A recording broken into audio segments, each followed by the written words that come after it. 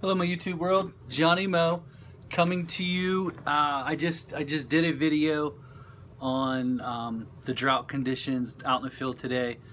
At the end of the day, I just got home from a little bit of a picnic. I cut 9 lawns. I came home, took a shower, went to a picnic, had some good food, some good fellowship. Came home, doing a little book work here, and wanted to answer a few of the questions that I got on that video already. And we'll just talk a little bit more about the drought situations and different things.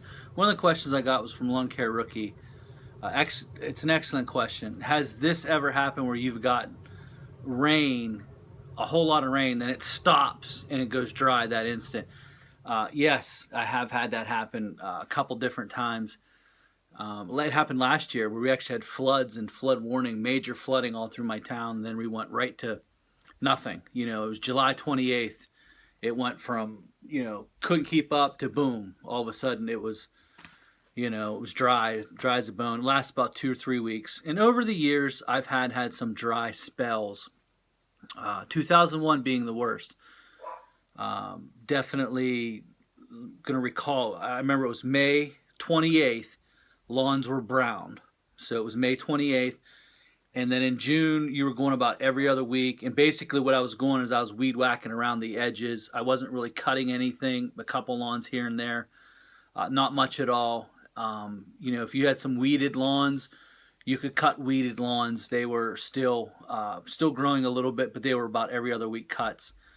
And then in July, it was shut off. The last week in June, it was done. There was no more mowing to be done. Nothing at all was growing. So I got about 2 weeks of cutting in June, and then July was nothing. August was nothing, outside of maybe, of just basic weed whacking here and there, or someone may have watered a lawn here or there, but nothing. After a prolonged drought, they'll shut the watering off too. So that happened that year, and I think we had like 7 or 8 days that was in the hundreds. I can't remember how many. I know there was a lot of days in the 90s, but it was in the hundreds some days. The lawns were actually turning black. The crowns of the roots were dying, and the lawns were turning black. It was just total wall-to-wall in Lawrence County, total brown lawns.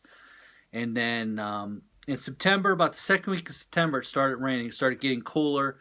Lawns started coming back, and then the work started picking up week to week. And what a terrible year for lawn care. Just terrible. It's the stories that you hear about that you never want to happen to you. And honestly, I pray it never happens to any of you guys, because, that's the worst thing that can happen, honestly. You'd rather have way too much rain. But here's the dichotomy of this business. Way too much rain, you don't make enough money because you're double, triple, you're bagging lawns that are this high, you can't keep caught up, and you're always behind. You're not making money at all. Basically, you're bringing money into the company, but when you average out the cost to do it, you're behind. And then all of a sudden, then it gets to the point where there's no rain, then you can't go out and do any work. And the best advice I can give to you in these types of situations is, honestly, truly, you need to know your numbers. You need to know how much you need to make. You need to schedule some extra work, some prunings, some mulching, some different things. And so, but yeah, in my 20 years, I've definitely seen this. I can't say that it gets any easier. I remember one year, we lost the whole July. I laid off my employees in July, and that's a rough thing to do. And I felt bad about it, but there was just no work. And the little bit of work I did, I just didn't want to pay it out an employee's cost, because I really didn't know how long that drought was going to last. That drought was the whole month of July. There was nothing to cut. Literally, I went out one time the whole month, and I was pruning. I was doing some prunings and different things like that, but there was nothing to cut. The whole month was just maybe 1 week of cutting, and that was it. So basically, it was a shot month. And then August, it just picked back up like out of nowhere. And once it starts this early, it's a little harder for the lawns to recover with thunderstorms, and that's what's been moving through is thunderstorms. And having a pattern. See this little book here? I get one of these every year. Here's my 2015 one. And I'll write down, like today, I'll write down how much dollar per hour I did, what I did, how many what I was doing, and I'll write on it, lawns are dry. Like last year, I wrote in July, lawns are dried out. It was a 2-week period. I probably skipped half my lawns. I did half one week and the other half the next week. And after about 2 weeks, it started raining again. It was fine, you know. But it was funny because in that July, it had rained so much we were flooded, and then one week it just went to the high 80s, high 90s, and the lawn's just completely fried. And for 2 weeks, it was nothing. And then the third week, about the middle of the third week, I looked back. It started to rain a little bit, and you know, I keep these little books just for that, little patterns. I can go all the way back and I can look through. I can look through to see, you know, what's going on. And here, I'll read you some of the stuff that I did in April. You know, I write down how much I did.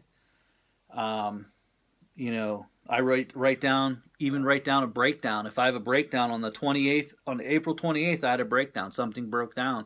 I had to get it fixed. It rained on the 30th. You know, lawns. Okay, now here's something that's interesting. On April 20th, I wrote down the lawns are dry. So it's funny because back in 2001, the lawns were starting to dry then too, in the end of April. And then you got a little bit of rain, and then May, the rain shut off. And by the end of May, everything was just about done. So I write down these little things. You can get a hold of patterns. You can go back and see what's, you know, what patterns seem to happen. And I just pray that that drought never would hit your area like it hit ours in 2001. I do know, like in California and Texas, they went like multiple years in drought, which is pretty rough. You know, I pray that never happens to you. But book some extra work. You know, pull weeds, book some prunings, know your numbers to a T. These are some things that you can do to withstand a drought season or some dry lawns. You know, hopefully it won't dry out the whole way. Then you might get some rain and maybe cool it down, and then, you know, lawns will pick back up and you won't have to go that long. But think about the dichotomy of this business and what you go through as opposed to, you know, one time it's raining so much you can't make any money because you're always, like my dollar per hour that week that it was raining was down almost $20 per hour. I mean, that's a big, you know, all the way down. And that's a lot because the lawns were so high. The rain was just so ridiculous. The lawns were high. The furt and squirt guys just went completely berserk. And but having said that, you think about those things. Those are some things to talk, you know, definitely think about. I gave you a few things to do: pruning, mulching, some light landscaping. Obviously, now the next question is going to lead right into what I'm going to say. Fertilizing is a little rough.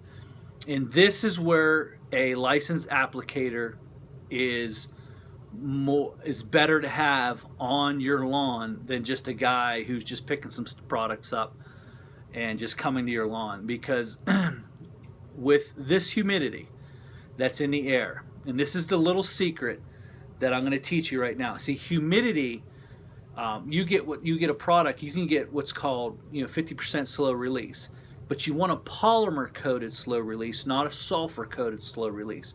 The reason is because sulfur will attract the humidity that's in the air. So you've got 60% dew point, then it's gonna start to break down that sulfur coat, which is supposed to be a slow release, and that humidity can actually start to activate. Now, polymer coated is actually better because it takes the actual water, and it takes that water a little bit longer to break it down.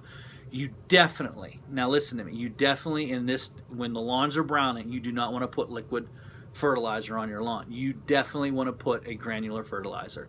As far as weed control goes, I got this question on the last video. You know, it's pretty hot. What am I to do?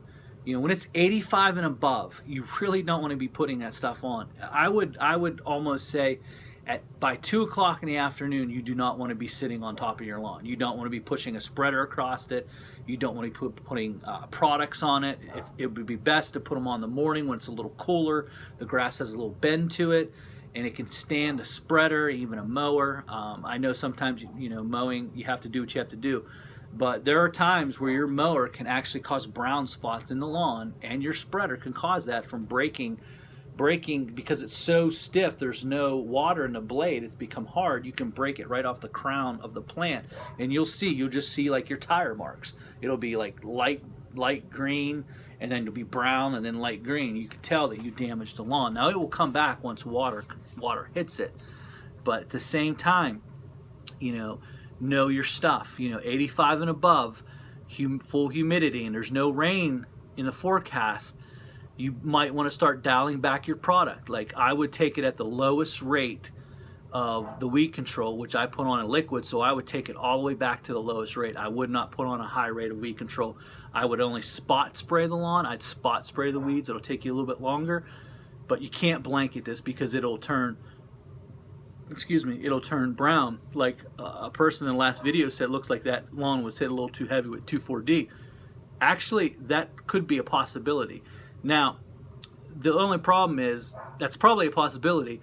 The only problem is that we just haven't had any rain, and most of my commercial sites look like that today. They just didn't get any rain, and it's been hot, and they just go quick. They're surrounded by cement, they're surrounded by the building, rock beds, and all of that. So, just food for thought. Think about starting right now. Really looking into your business, really looking into your numbers, really getting them under control, really understanding what you can handle in a day, and what are you going to do if it dries out. There are some things that you can be doing. Start thinking of that now. You don't want to get into the situation where you're trying to book work because you didn't plan for it. And these things do happen. I don't care what part of the country you're. You will have years. I remember we had some back-to-back drought years. 2001, 2002 were drought years. 2001 was severe. 2002, I think it was just July and part of August. 2003, 2004, what happened was we had hurricanes come up through in July and August, and big hurricane years, and that really saturated the lawns, and that kept us going. There'll come a point, though, and it happens here in the Northeast, that the rain kind of shuts off. It gets dry, and just thunderstorms come through. And thunderstorms can be very hit and miss. Like in Lawrence County, all around Lawrence County where I'm from, it got hit with thunderstorms all weekend long, but we didn't get hit at all. We might have a little part of Lawrence County. So you can actually be dry, and your surrounding counties can actually have a little bit of more moisture. And it looks like we're in that pattern already of just thunderstorms because it's not raining anymore. It's not just like a cold front comes through and it's dropping rain and it's going to rain all day. It's mostly a thunderstorm will pop up because of the heat of the day, and then it'll just saturate everything real quick, and then it'll go away, and you can mow probably 25 minutes later. And that's not a very good thing. I mean, that'll get your lawns through, but you really need some sustaining rains. And it's a little discouraging actually right now to see that we've already got into the patterns of just thunderstorms. So, but right now, even today, I'm going to do some book work here as soon as I finish with this little question and answer. Just going to look over the books and, just take a look, see what I got on tap. I got a couple mulch jobs this week. And I'll mow everything this week, but this week will probably be the last week unless it rains, because they're pretty well toasted right now. Just even right now, it's full-blown sun. We're in the high 80s, and it's full-blown sun. Full-blown sun and high 80s with a little bit of wind. Lawns are gone, and it won't take long for it to start to get through the rest of my week in the list. It'll take probably about another 2 weeks of no rain and this kind of weather to get all of them. But it definitely hit my commercial sites pretty hard, and a lot of that has to do with because there's so much cement around the property, around the grass, that it just heats it up too good. And great questions, guys. Enjoy this. First of all, yes, I've had drought years. I've seen it where it's been raining, all of a sudden, then boom, shut right off, go right into drought. You hate to see that, but it does happen. It generally happens when the temperature's too high. Second of all, you really got to know the weather pattern and what you're putting on. I suggest a polymer coated, at least 50% slow release, granular only. Cut back on your weed control. Do not hammer these lawns, or you're going to have some serious issues. To make some extra money, if it gets dry, after the dry spell's over, really hammer the aerations, really promote it, because your lawns will be struggling to come back if you get through a drought. Big tip right there about the aeration. Get as many as you can in as you can, and that'll help supplement some of the income that you lost. This is Johnny Moe, Q&A, baby.